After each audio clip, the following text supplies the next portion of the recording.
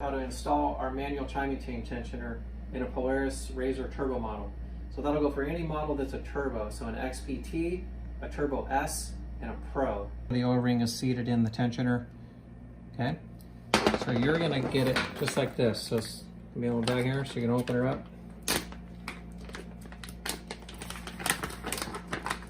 Pull your tensioner out. Got a TPR sticker here. And then you got some ARP, nice ARP stainless bolts. Okay, so how the tensioner works is it's got a threaded knob, a knob that's knurled on it, and the shaft is threaded. So as I'm turning it, you can see it moving out here. So when we install it, we want it all the way out. So this to be seated all the way back. So you're gonna turn it so it's seated all the way back like that. And then make sure that the nut is spun back pretty far too, like this.